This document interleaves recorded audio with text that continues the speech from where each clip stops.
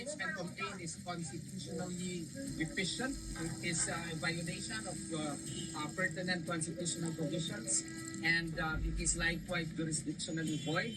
And the same should be dismissed and not entertained by the Senate of the Republic of the Philippines. That, in essence, is the foundation of our complaint. Quite effective. It is very defective because first, it did not consider the three priorly filed impeachment complaints. It did not likewise consider due process to the Vice President, and it did not also follow the constitutionally prescribed verification process. And because of these three and other grounds, the impeachment complaint should be dismissed. Attorney, Not entertained, rather. Apo, Attorney, gano'n po tayo? Doon muna tayo.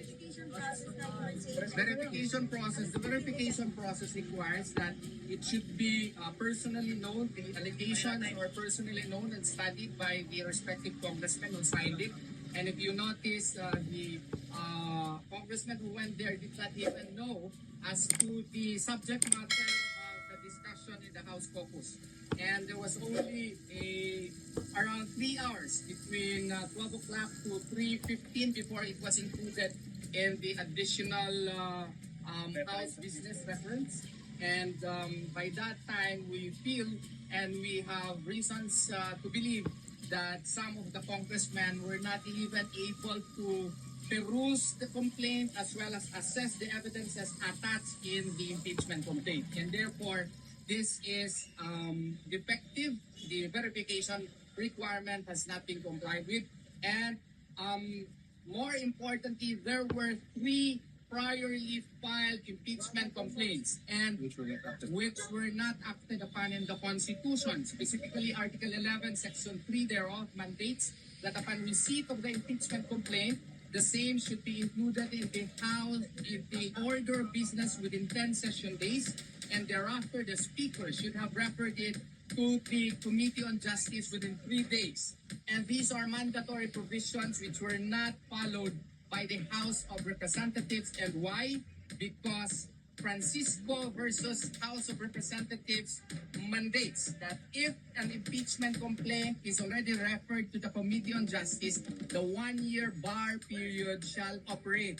And if the 3 complaints were entertained, included in the order of business within 10 session days, and included within 3 session days in the Committee of Justice, referred to the Committee of Justice, then the 1-year bar rule would have operated, and the 4th impeachment complaint should not have been legally entertained. Attorney, gano'n po tayo ka-confident na magkakaroon po ng TRO, especially po na may arguments na same equal branch po ang SE and Congress po? Well, it's up to the Supreme Court, but we pray that the Supreme Court will grant our prayers. Any and all questions we will entertain in Max Restaurant.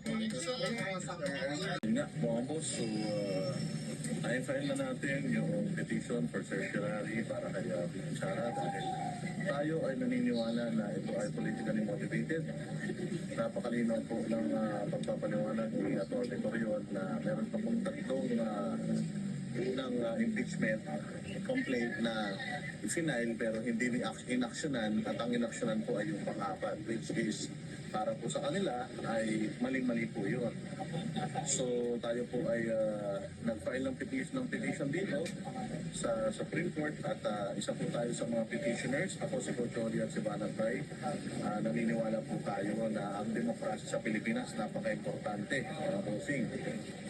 Hindi po kayang lagpasan ng kahit 300 pirma ng mga kongresista yung 32 million na boto ng mga Pilipino.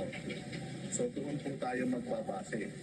Si Inday Sara ay ibinoto ng 32 milyong Pilipino at yun naman pong 32 milyong Pilipino ang pwedeng mag-alis sa kanya sa posisyon. Malino po sa lahat ng mga komento sa social media at sa lahat ng mga komento sa ating mga content na mahal ng taong bayan ang mga Duterte. At hindi po papayag ang taong bayan na basta na lang abusuhin ng mga congressman ang kanilang kapangyarihan para politikahin ang kanilang pinakamalakas na makakalaban sa 2028 elections. May mga kumakalat pa po na mga suggestion na kung si VP Sara ay magre-resign sa kanyang tungkulin, hindi na siya ma-i-impeach at hindi siya mapapatawan ng perpetual disqualification. Pero that is not an option. Ito po ang option na kayang-kaya at pwede natin gawin na within the bounds of our rights. Ika nga, ang humingi ng tulong sa the bastion, the final or the last bastion of democracy sa Pilipinas, the Supreme Court. Kasi umaastang hari, umaastang mga Diyos ang mga nasa gobyerno ngayon na nagpapanggap na sila ang boses ng mamamayang Pilipino, pero iba naman po ang pulso ng mga kababayan natin pagdating sa social media.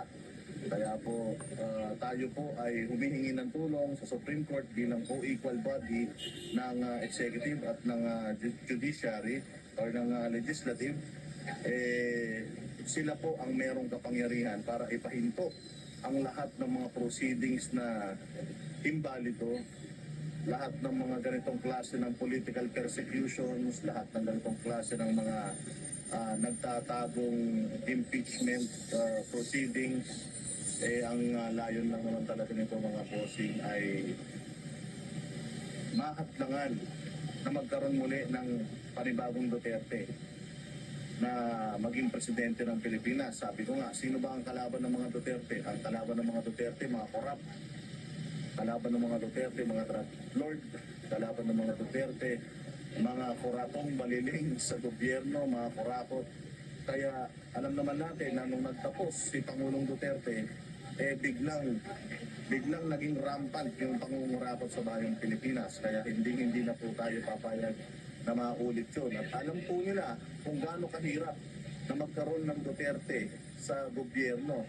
Napakahirap para sa isang masamang loob, napakahirap para sa isang kriminal, napakahirap para sa isang magnanakaw sa gobyerno ang magkaroon ng isang Duterte dahil mapipigilan yung kanilang mga negosyo, mapipigilan yung kanilang pandarambong sa bayang Pilipinas. Sabi ko nga lahat ay naabuso nila. Pati mga uniformado, mga sundalo, lahat inabuso nila. Kaya po, ang sambayan ng Pilipino ay nagsasalita na ito po ay initiative natin.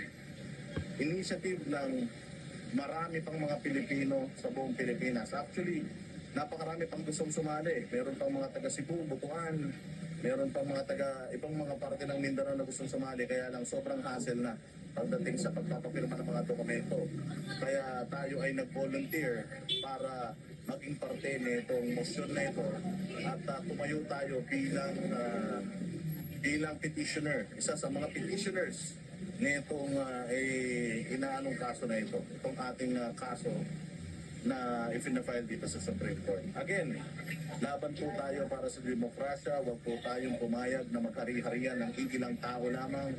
Ang 250 na pirma ng mga congressman ay hindi kailanman katapat ng 32 million na boto na nakuha ni Inday Sara, which is pinakamalaking boto na nakuha ng isang politiko sa larangan o kasaysayan ng eleksyon sa Pilipinas.